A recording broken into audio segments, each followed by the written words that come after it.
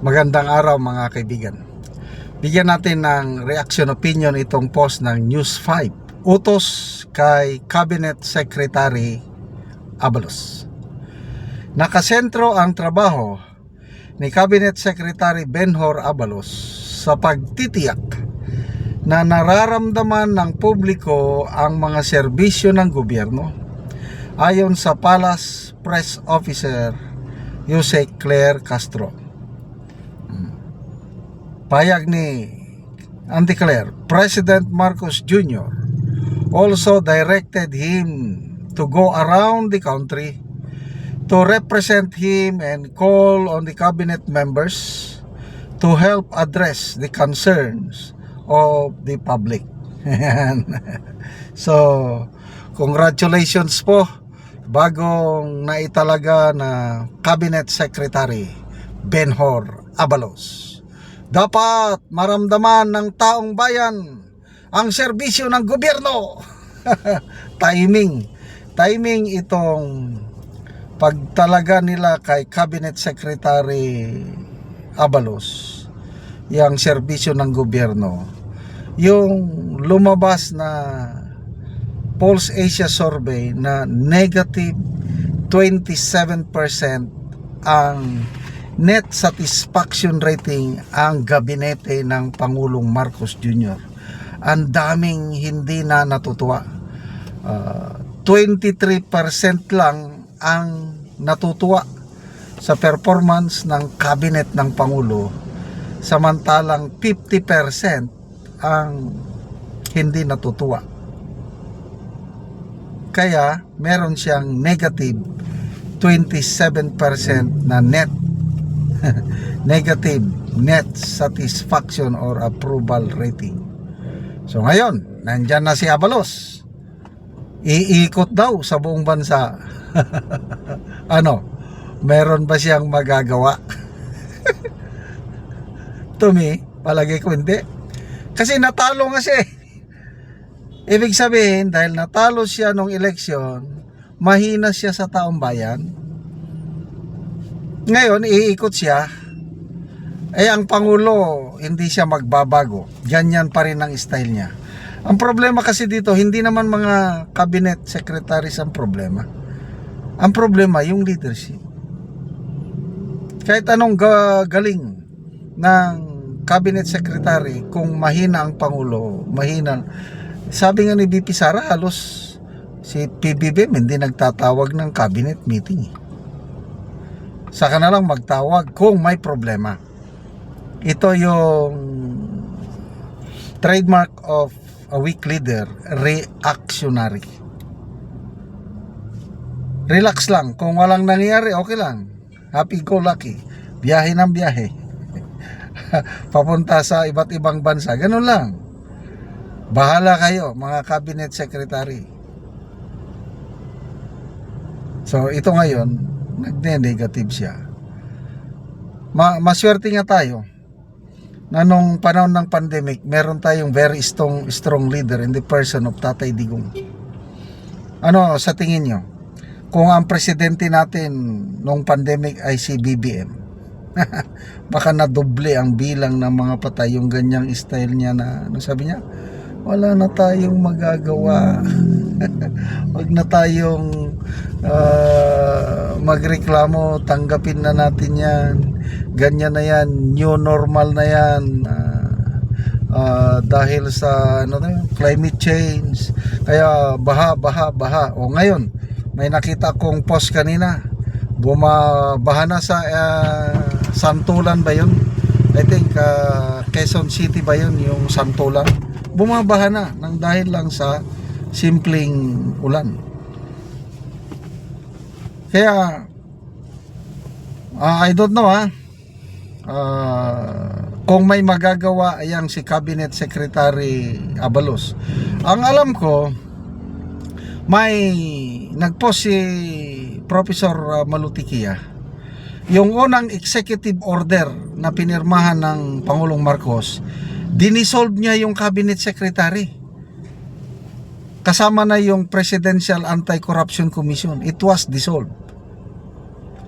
So ano ito? nag-issue ba ng panibagong executive order ang Pangulo para buhayin ulit, i-revive ang posisyon ng cabinet secretary? Wala akong na-monitor eh. Paano mo siya ilalagay na na-dissolve naman, na pawalang bisa ng dahil sa executive order number 1? Bakit niya dinisolve yung, okay lang yung cabinet secretary na dissolve, bakit dinisolve ng Pangulo yung, anong tawag nito, Presidential Anti-Corruption Commission? Yan din yan, executive order number 1. Ibig sabihin, wala siyang determinasyon, hindi siya seryoso na labanan ang korupsyon.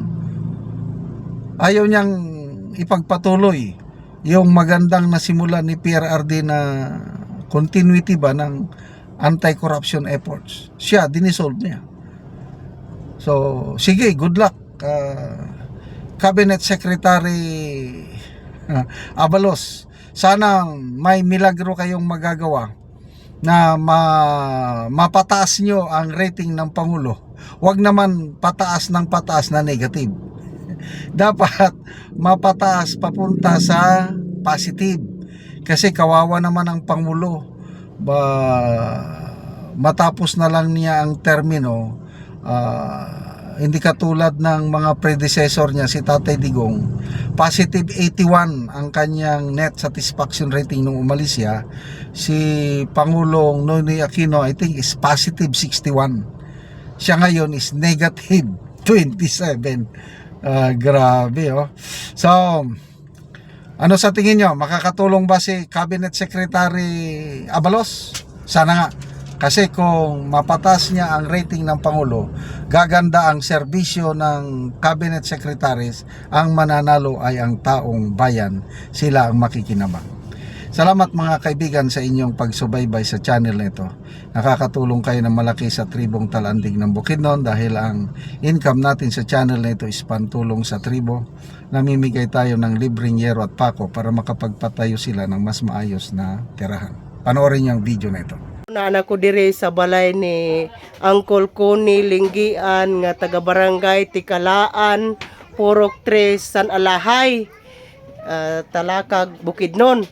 So mo na ni ang itsura kadako sa buslot sa iyang atop nga yero. So makita gid nato nga mga dagko na gid kayo ang buslot. So gisapaw-sapaw ra gid nga mga yero. So mo na ni ang pagapulihan karon sa gitabang nga yero.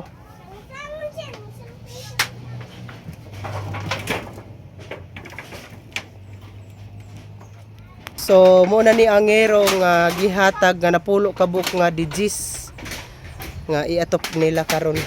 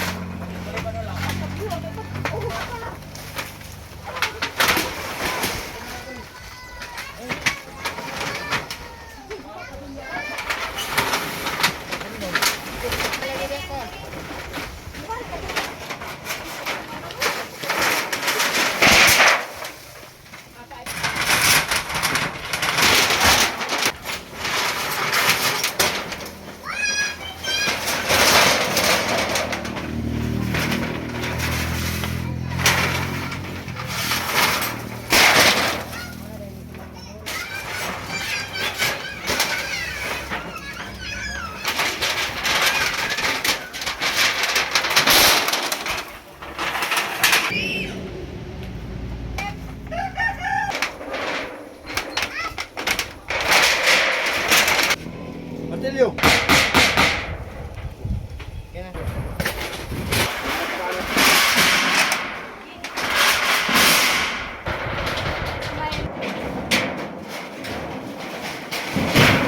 O karon humanagyod sa pagkatop ang ginatabang nga yero. Og maayo na gyud nga tan-awon kay nahuman naman sa pag-atop. Sa Ginoo, Lord nga naiparagin sa ako ang tabang sa pila ka unom ka tuig nga silipin na akong atop. O gipuli kadtong imong atop nga yero kol gi butangan lang og silupin Oo. kay tungod sa kadako sa buslot. Bulsot na tanan. Mm. At sa nagtabang sa sin. Oh, sige kol. Unsa imong trabaho day kol? Parang gamusor ako. Gamuso ra. Kung di ka kol makamuso, Wa gyud. wala na gyud. Wala gyud. O so wala gyud ka maka-afford sa sin. Wala ko maka-afford sa sin. So karon na tabangan na ka so maayo na gyud imong atop. Mayo na. Di na gyud ka Salamat matuluan. ka lang sa So salamat kaayo kol.